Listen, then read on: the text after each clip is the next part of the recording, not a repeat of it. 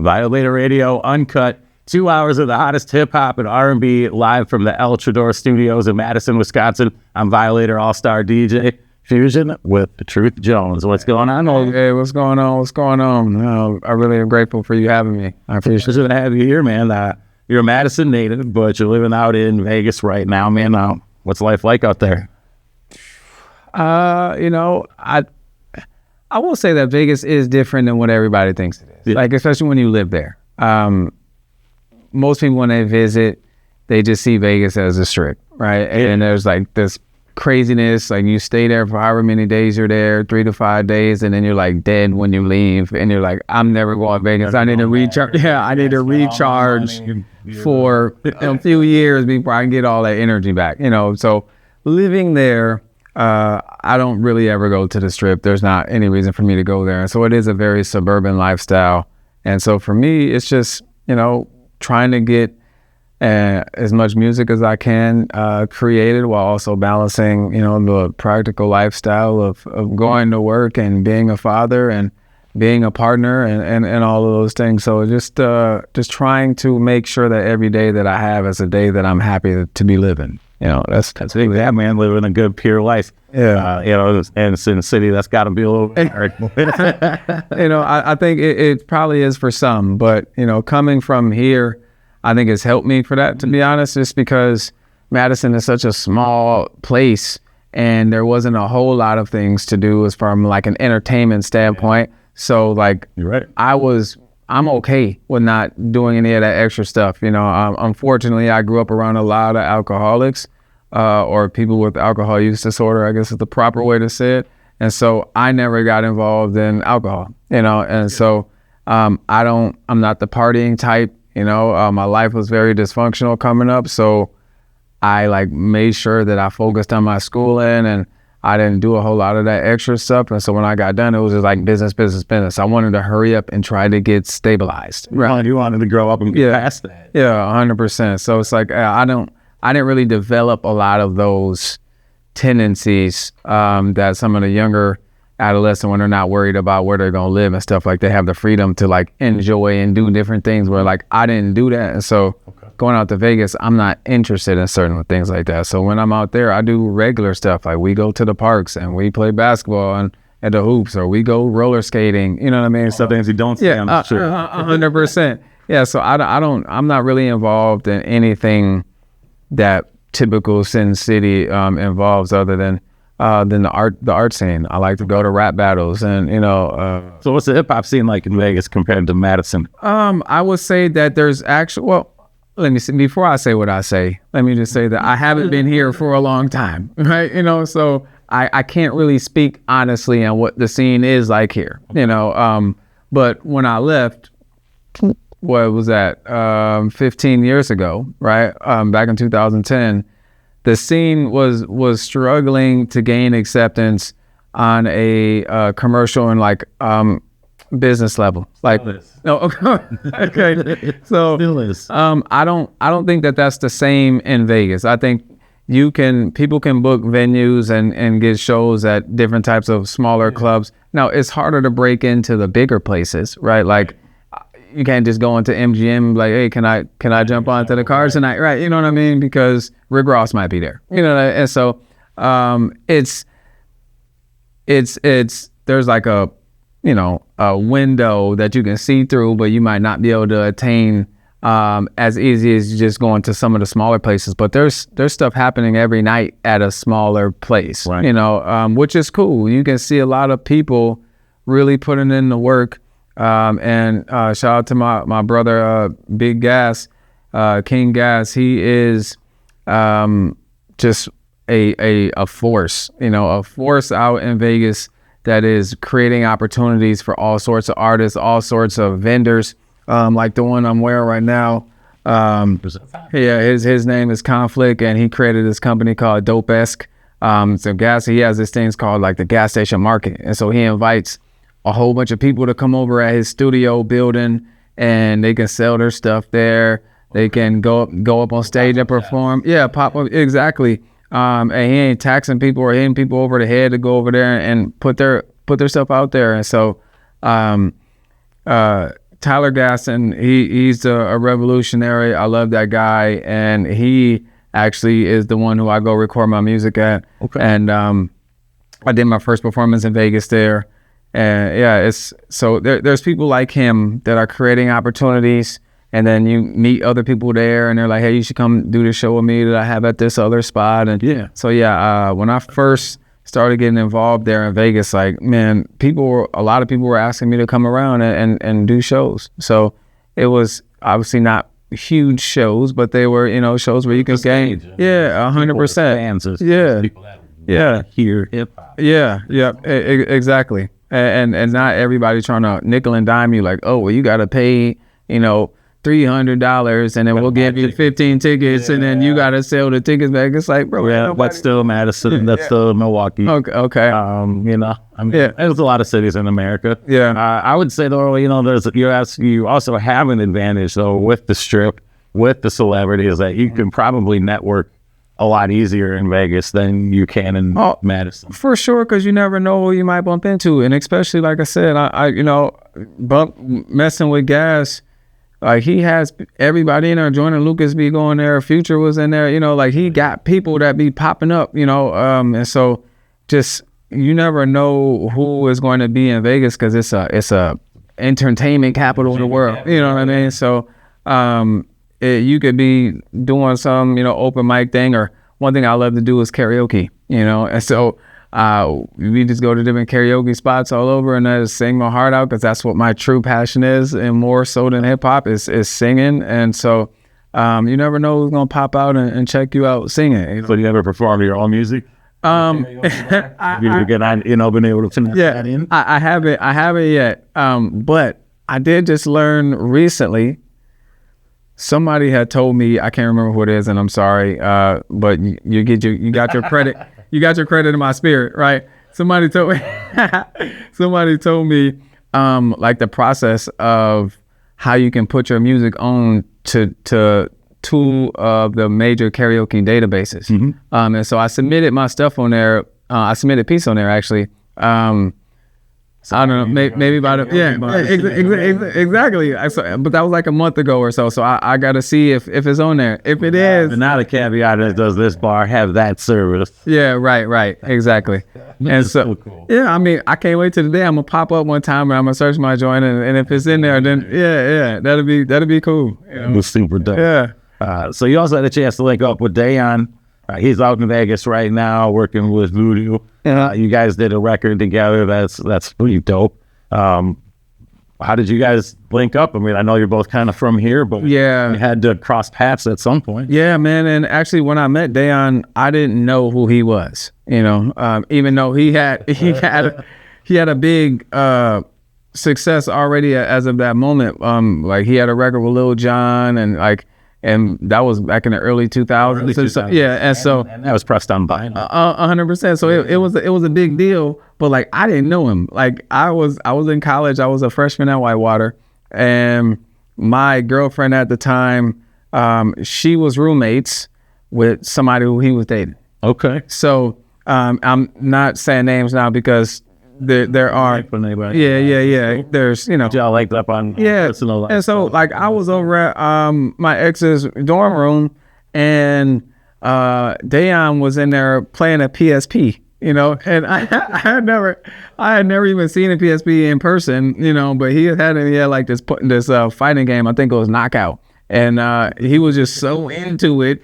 And then he got me playing, and then so I started playing. And that's how we connected. And then it wasn't on anything musical. Like I said, I didn't even know he made music until his lady was like, oh, yeah, he makes music. And I'm like, oh, really? Like, you know, because he's from Beloit, you know, and so, you know, and I'm from Madison. And so there's a little bit of distance. And the way how closed things are, it might as well be in another country. Like, if you're in Madison, Beloit is, exactly. People on the west side don't even mess with the east side of Madison. So if you're in Beloit, like, you don't even exist to us, you know. And so it wasn't a disrespectful thing, but it was like, I had no idea who he was. And then we just connected. There's a club down there too. Yeah, 100%. Yeah. So that was spot to perform. Mm-hmm. Yeah, he was just telling me about it actually this morning. I was talking to him. He's at my house as we speak, you know. So that's back in Vegas. Yeah.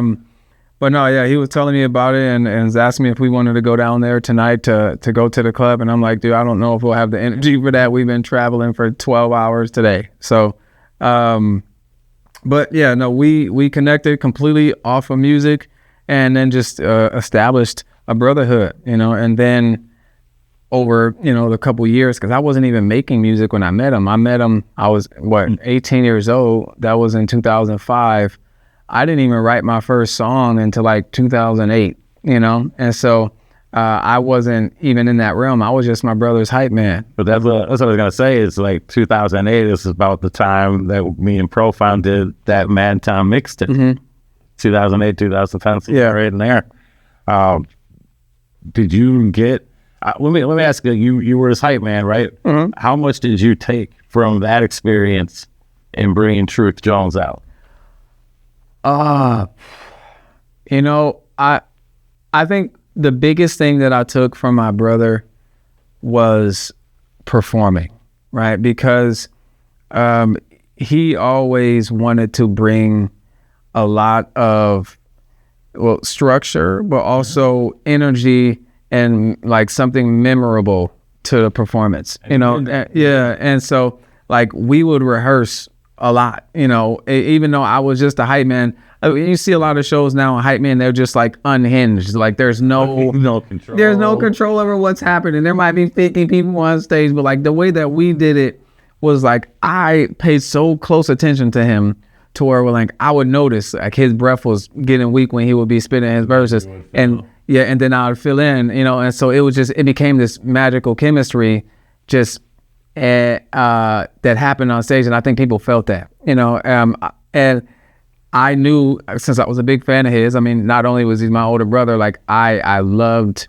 his artistry, right? And so I knew every song that he ever made, you know what I mean? And so it's like, absolutely. I was like... and you were really a critical part of the whole process. Yeah, I mean, people, they looked at me as being an additional eye candy on stage, you know what I mean? And I got to experience that. And so that was cool. So when it came to me being my own artist, I will never take for granted the value that you put into a live performance, right? And so not performing with your lyrics behind on your verses and all that, like I hate that. I mean, and there might be a lot of people who are gonna watch this that are gonna hate me for saying that, but I feel like if that's what you're still doing, then you're still an amateur. Like you're not taking your stuff professionally. Now, if you need it maybe for the hook, background vocals, I understand that, but your verses, that's why people came. They came to see you perform. It shouldn't be a show. You know, when you create and you go in the studio, you make your version, right? A show version, yeah. But then you make a show version that still has the ad libs, right? Right. But it doesn't have the main lyrics. Exactly. The hook. You always leave the hook because when you do that live performance, you want the artist to have a chance to be able to regain their breath back. Yeah, 100%. That's the part where everybody's into. That's the money maker, right? So the artist can breathe, catch their breath, ad-lib the hook, right, and come back in and really crush it. For sure, and especially if you're by yourself, the hook coming in really does help for you to regenerate, right? But when your verses, if they just wanted to hear the song, they could just listen to it on a CD. You know what I mean? Like they can just listen to it on their phone. Like, I say a CD. I'm aging myself, right? So it's like there's no value being brought to that, and I just that was something that he was a big stickler on. Was like, we either are going to do it to strictly instrumentals, and because I had his help, so I could be that the ad-lib and stuff for him, or we might have a hook on, depending on what style of hook. Like maybe there was a female artist who we couldn't get to come to the performance, but either way, we're doing that joint, with just us. Whatever you hear on there is us, and I take a lot of pride in that, right? And making sure you know your lyrics. And if you mess up for some reason or another, you just keep on going. So that's another thing that I took away from my brother is like, don't let people know that you messed up. Like, don't stop and be like, oh, dang, man. Like, just keep going. You're the artist. You're controlling the narrative, controlling the show. So if you don't act like you messed up.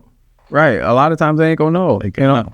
Exactly. Sure. So you and your brother both doing music. I'm assuming that has to be something that you grew up with, something that was near and dear in the household. Yeah, really my whole family is musical. I would say not in a sense of like playing instruments because we were too poor to have any instruments in our house, but from a like singing and listen. So like I grew up around a lot of women and they all were singers. Like we didn't have a lot of males in our house, houses. You know, uncles, dad's father, none of them were there. You know, part of that just system here in Madison made for that to happen. But a lot of women and they all sang. You know, like my cousins, my aunties, my mom were just wonderful singers. And so I just grew up loving to sing. And that's why I love to sing. My brothers didn't get, they didn't get the voice. They like singing music, like especially my oldest brother, Amir.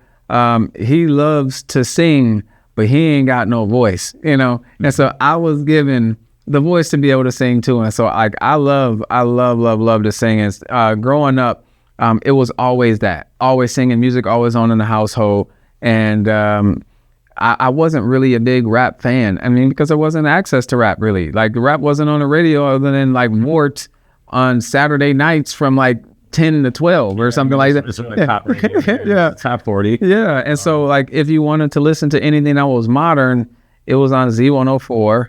And that was it. Like my mom had the radio in the car on a Magic 98. So it was like, I was listening to, you know, the Bee Gees and, you know, the Monkees, Saturday Night in the 70s. Oh my gosh, like, that's what I grew up. Yeah, I grew up on that. Yeah. So I love to sing R&B music. That's what I loved. You know, I used to sing all the time in choir and do performances and be the soloist of our shows that we had in elementary school and middle school, etc. So. Comfortable on the stage, you're comfortable on the mic. 100%. You know, formative aura with you, man. And I've known you for a while, and I would say that's definitely been you. So tell me, you know, Peace. This is a record that you have right now. You know, you're taking a shot at it for 2025, and you have entered the charts. You're on the rhythmic and the urban charts. Yeah, it's right there. It's not like awesome position, but it's on there. Yeah, monumental mark that you should celebrate. For sure. Because to think it all just started off, you know, with an idea, you know, and now in order to get to the charts, that somebody has to be listening to it and it has to be getting played somewhere. So that's pretty dope for me. It's a win, right? And Peace to me is, I have to shout out my older brothers, both of them, Eric and Amir, as I guess Profound and Amir. I don't know which one name he wants me to call him, but they told me that was the record to push. I felt like with this last project, which Peace is on, I did a little EP, 3 songs. The first one was called My New Favorite Song. The next one was called Peace. And then the third song is called Draws. And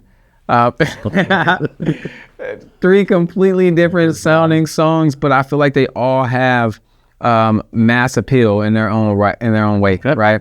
And they said that Peace was the one, and my brother Pro, like he got like emotional when he heard it. You know, he was like, man, and I never get that kind of praise from him, especially since he's an artist. Critic. Yeah, 100%. Like I can never do good for him. You know what I mean? And so even when you heard it, he ain't gonna let you know. 100%. You know?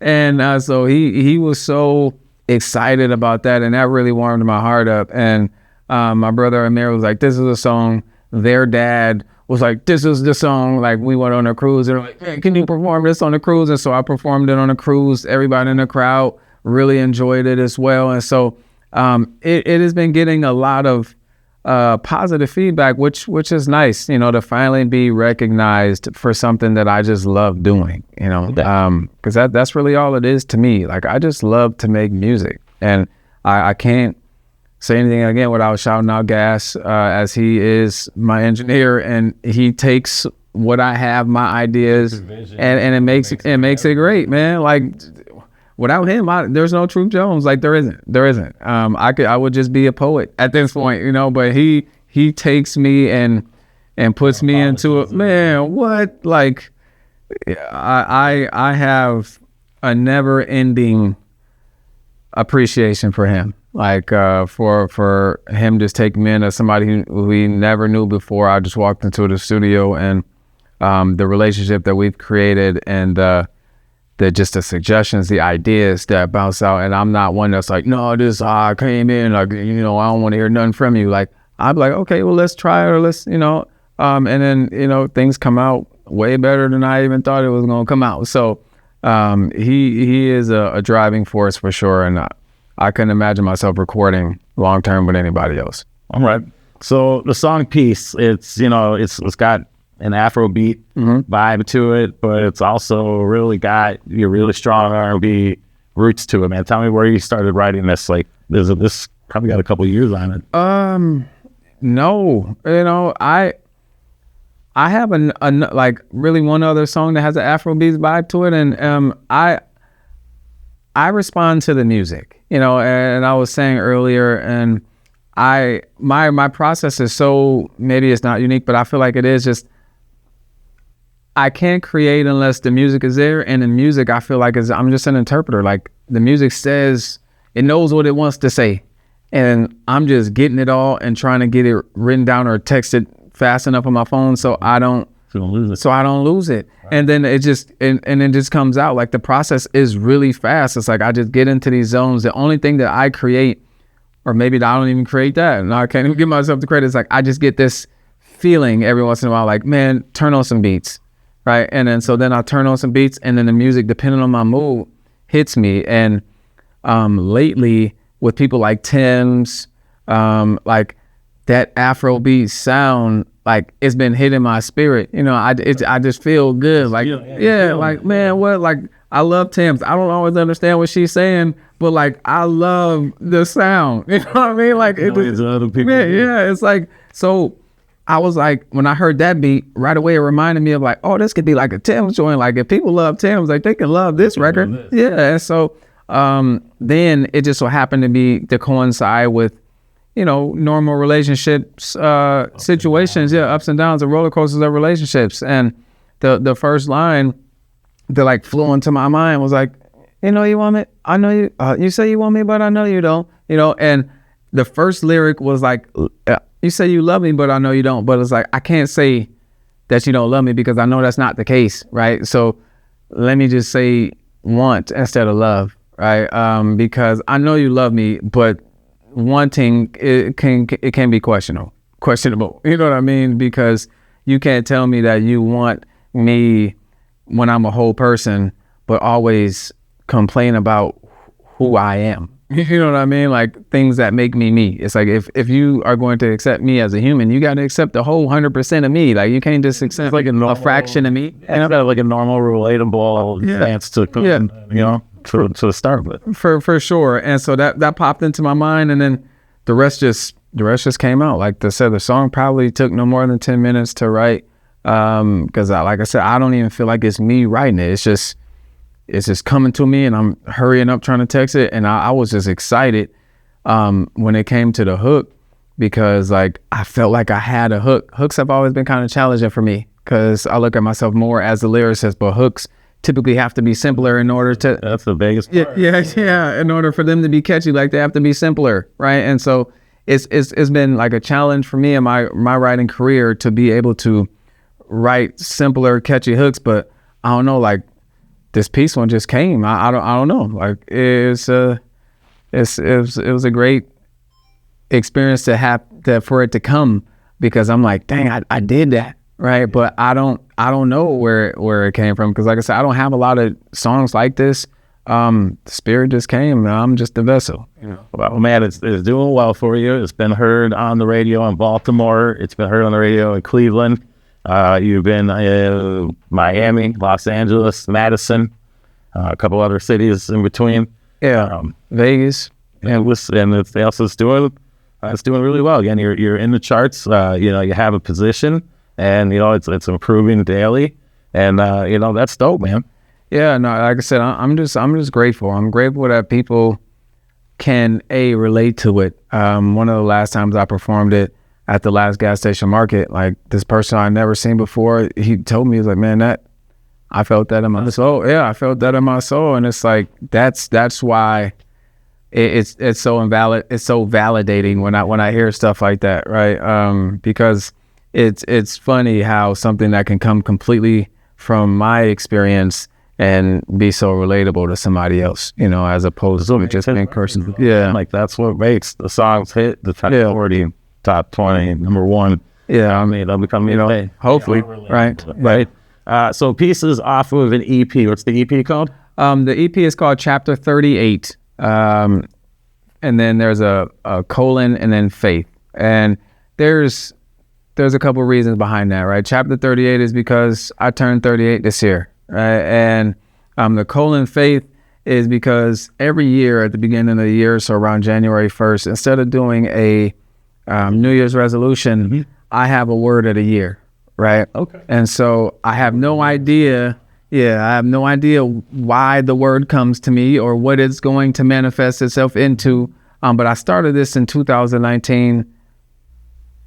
Yes, as I was going through grad school and my counseling internship, and the lady she was my supervisor, she told me that was a practice that she did.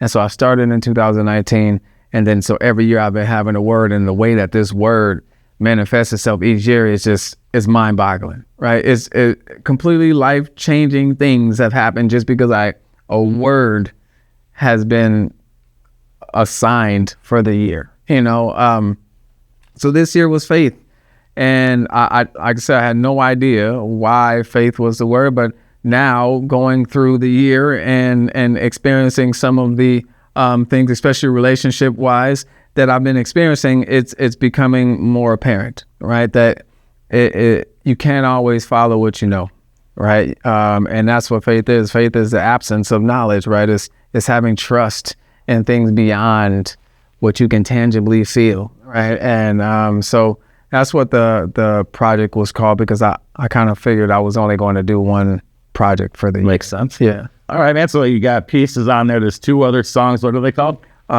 My New Favorite Song, and then Draws. Okay. And where can we find Chapter 38? So Chapter 38 can be found on all the platforms, all the main ones at least. I say that the only platform that I know that people use that I don't put music on is SoundCloud. So I don't have anything on SoundCloud, but Apple Music, Apple, Spotify, Tidal, YouTube Music. That's, I use YouTube Music. I know I'm one of the minority, right? But I use YouTube Music and pay that high ass fee for that.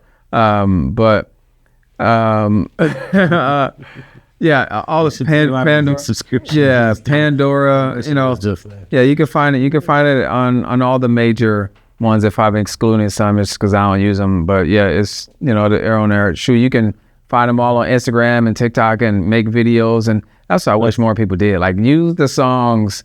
You don't have to ask me for my permission. That's, some people be like, "Do you mind if I use this in a video?" It's like, no, I don't mind. I welcome it. Right? Like, attack the video to anything. Put that option on there for. You know what I'm saying? Like, make a zillion of them. Right? Like, a whole bunch. So yeah, no. Like, on all the social media platforms, they're on there as well. You might have to type out exactly the name of it because, how the algorithm works. But all right. So speaking of social media platforms, where can you be found on social media? Mainly on Instagram and TikTok. I will say that I don't do a whole lot on either of those. So that's just keeping it a buck. Like, I'm not very good on social media. I don't know how to make crafty videos that are interesting. Like, I can't jump into a cup of coffee and then like disappear and have a little bit. Yeah. Not yet. Hey, the power of yet. Fusion is holding me down. So Truth_Jones is my handle for Instagram and TikTok. So yeah, that's about it. I don't tweet or do anything like that. Good. It's X now. I don't X. Good. That's cool. Summer 2025 is kicking off, man. We're just creeping up on 4th of July weekend here. What you got on the horizon for 2025, man? Man, I'm just trying to put the good vibrations forward, and keep doing the advertisements and stuff for peace, and Keeping my availability open to do different shows. I know Dan had brought up some possibilities of doing shows with him later. So really just trying to see where this record can go, and me pushing it, continuing to push it, because if it does have that kind of sound to where it can create a bigger buzz, then I got to do everything that I can in order to make that happen. I know it's not going to happen on its own, so I'm just trying to to do what I know that I can. And like I said, I have a lot of learning to do in this aspect. However, I'm trying the best I can to make this record into something. I think you do a good job of it, man. And I mean, the industry is always changing. It's always evolving. But either way, you got the most important part. You got a solid record. You have a really good record. Thank you. 2 good follow-ups. Yeah. So you just got to stay on that and keep your faith. And then shoot a couple of videos, my man. Yeah. Unfortunately, we live in a day and age where people demand video. So even if you're not on your socials, you got to get some up out there for them. Yeah, I have like official music videos for my new favorite song, and actually I enjoyed that video and making that video. My lady is in a video with me, and we're just doing like everyday tasks. What I'm saying, like we're making breakfast in the morning, cooking cakes and stuff, and playing games in our like game area of the house, or watching Netflix and stuff on the couch. It's like really everyday things. And then I have a video for Peace as well. We haven't shot a video for Draws yet because it's featuring one of my cousins, Handsome Ram. He's also a Wisco King, and he's out in Atlanta. So I need to get in with him so we can shoot that video. And I just imagine it being some like hilarious, ludicrous style video where it's just like a parody, because it's a funny concept, but it's a great song that's really catchy. And ironically, it's like my daughter's favorite song. They're 6 and they're 8, and they love Draws more than anything else. That's awesome. Yeah, it's funny. And they had a sleepover with a bunch of other young kids, and that was the only song that they were singing. Yeah, that they were just on repeat. That's awesome. Yeah, I'll go check that out. I know you got a really crazy catalog. You got, what was it, like 60, 70 songs? Yeah. Dive in, y'all. Like, I don't know if you go to your TikTok or your Instagram, in the bio, you've got that link tree. Yeah. You've got a lot of music in there, man. Like, you really, poured your heart and soul into making music for a while, and it's all culminated in what Peace in Chapter 38 is leading to. 100%. Yeah, and like I said, when I first got connected with Gas, it was like an explosion of creativity. Yeah. It's like he brought that out of me, right? And so within the first, I met Gas in like, I want to say October of 2021. I released the first project on New Year's Eve 2021. So 2 months later, after 2 sessions, released that project. And then I dropped another one and then another. So in that, between New Year's Eve 2021 and New Year's Eve 2022, I dropped 6 albums. The mind was just going crazy, right? And so and then after that, I was like, man, I'm releasing so much music and I'm not doing any promotion of it, so no one even knows that it's there. And so there's that struggle too, right? And so then I started slowing down a little bit and just doing singles and trying to push those out. The artist's demise, man, is like you constantly want to create and create. And, like for these artists that get signed and get on, like they get to a point where like when that song blows up, they're so sick of it. Yeah. And now you're starting it over. You're just on this like, now this 5-year path of nothing but what I'm absolutely not wanting to do anymore. 100%, man. That is, I think, no truer word spoken. And that's why, like, I tried to just get the music out. Like, I don't like holding on to music. Like, I really don't. Because by the time it gets put out, if I hold on to it, like, I don't want to hear the song no more. And so I'm not inspired to want to push it. So it's like, if it's fresh to me and then it's fresh to everybody else, then I'm excited about it. And then I can actually feel comfortable talking to somebody. Like, I can't tell somebody and feel excited talking about a song that doesn't, like, move me anymore. Yeah. It's like I'm not that good of an actor, but then still can give you like a whole campaign though. You know, you can get on that, release a song a week, and build a whole drip campaign around it, and you know, build momentum to it. So. Yeah, no, for sure. I'm not saying that that's not the right thing to do. It's just like I'm just, you know, it's hard for me to move outside of ways that feel right for me. You know what I mean? It's like I need somebody else too, you know, to help me be the parts that I'm not. Right? Everybody needs a team. Oh man, an industry that you can tackle alone. For sure. But no, I appreciate you coming, you know, in the studio and sharing your story, telling us a little bit about the song. Violator Radio Unkut.com. You can get the whole interview. We're going to be getting into the Violation freestyles next, man. I'm excited about to hey, I am tear Mike apart here. You know, I'm gonna try my best. Right, I'm gonna try my best. I've never, full disclosure, done this aspect of it before. So I mean, we're going to see how it goes. Typically, I'm not the freestyling savant. You know what I mean? I'm more of a controlled writing situation. So we'll see. We'll see how it goes. I'm the DJ. You're the rapper. It's Violator Radio Unkut. Truth Jones in the studio. Violation freestyles up next. Right.